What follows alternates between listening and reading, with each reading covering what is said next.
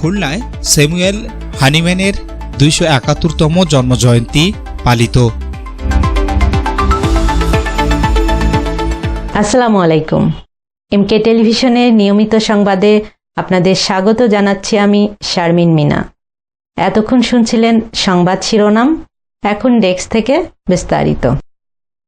Homeo চিকিৎসার জনক ও দার্শনিক স্যামুয়েল হানিম্যান এর ২৭১তম জন্মজয়ন্তী ও খুলনা হ্যানিম্যান সংঘের ১২তম প্রতিষ্ঠা বার্ষিকী উপলক্ষে আলোচনা সভা ও বিজ্ঞান সেমিনার অনুষ্ঠিত হয়েছে। শনিবার খুলনা বিএমএ ভবনে এ অনুষ্ঠানের আয়োজন করা হয়। এতে প্রধান অতিথি হিসেবে উপস্থিত ছিলেন নজরুল ইসলাম মঞ্জু। অনুষ্ঠানে আনুষ্ঠানিক উদ্বোধন করেন খুলনা হোমিওপ্যাথিক মেডিকেল কলেজ ও হাসপাতালের অধ্যক্ষ ডাক্তার শামীমুল ইসলাম। প্রধান আলোচক হিসেবে উপস্থিত ছিলেন সাভার হোমিওপ্যাথিক মেডিকেল কলেজ ও হাসপাতালের প্রভাষক ডাক্তার মোহাম্মদ আশরাফুল হক। সভায় ডাক্তার তারেক চন্দ্র রায়ের সভাপতিত্বে এবং খুলনা হোমিওপ্যাথিক ঔষধ ব্যবসায়ী ও চিকিৎসক সমিতির সাবেক সাধারণ সম্পাদক ডাক্তার মোহাম্মদ ফারুক হোসেনের সঞ্চালনায় এ সময় আরও উপস্থিত ছিলেন doctor Abul Kalam Azad, doctor Anisur Rahman Mintu, doctor Israfil Hossain Munshi, doctor Malik Lal Chandra, doctor Apurba Roy, doctor Dhirendranath Goldar, doctor Hasanuzzaman, doctor K P Roy, doctor Khairul Alam, doctor Abdul Aziz, doctor Abdur Rashid, doctor J D. Goldar সহ অন্যান্য চিকিৎসকবৃন্দ। আলোচনা সভা ও বিজ্ঞান সেমিনারে বক্তারা হোমিওপ্যাথিক চিকিৎসা পদ্ধতির গুরুত্ব, কার্যকারিতা এবং এর প্রসারে সম্মিলিত উদ্যোগ গ্রহণের ওপর গুরুত্ব আরোপ করেন। যারা এই মহান কাজ দিয়ে যাত্রা শুরু করেছেন, জীবনটা দিয়েছেন এবং এই কাজে মানুষের সেবার জন্য, মানুষের কল্যাণের জন্য যারা এই কাজটি করছেন তারা মানুষের কাছে সম্মানিত ব্যক্তি।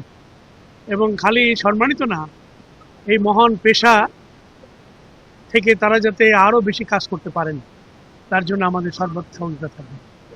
এবং এই পেশার সাথে যারা, বিশেষ করে যারা শিক্ষা দিচ্ছেন, অধ্যাপনার সাথে আছেন, তারা মানুষের কল্যাণের জন্য কাজ করছেন। আমি তাদের সকলের উন্নতি কামনা করি, সুস্থ জীবন কামনা করি এবং সরকারি পর্যায়ে তারা যাতে তাদের উদ্যোগকে সফল করতে পারেন, তার সরকারি সহযোগিতা যাতে পেতে পারেন তার জন্য আমরা চেষ্টা করি। আমরা জানি যে যারা হোমিও চিকিৎসক সঙ্গে জড়িত আছে, এই হোমিও চিকিৎসক কিন্তু অনেক সময় অনেক প্রত্যন্ত অঞ্চলে মানবতার জীবনযাপন করে এবং সমাজে তারা অনেক সময় তাদের সম্মানহানিও হয়। এমন অবস্থায় আপনি আপনাদের জেলা হিসেবে আপনার খুলনা অঞ্চলে যারা এই হোমিওপ্যাথির সঙ্গে জড়িত আছে, এই মহান চিকিৎসকদের জন্য আপনি কি করতে চান কিনা? হ্যাঁ, অবশ্যই। আমি আমার বক্তৃতায় বলেছি যে তাদের নিরাপদ রাখা এবং এই পেশা যাতে তারা চালিয়ে যেতে পারেন তার জন্য সরকারি সহযোগিতা যাতে তারা পান সে ব্যাপারে উদ্যোগ গ্রহণ করব এবং রাষ্ট্রীয় পর্যায়ে তাদের এই কার্যক্রমকে তুলে ধরব এবং যাতে তারা ভবিষ্যতে সরকারি পৃষ্ঠপোষকতা পান, নিরাপদ থাকেন, ভালো থাকেন এবং চিকিৎসা সেবা চালিয়ে যেতে পারেন, তাদের সকল ধরনের সহযোগিতা আমাদের পক্ষ থেকে থাকবে। আমরা জানি হোমিও চিকিৎসা সেবাটা বেসরকারি পরিচালিত হয়।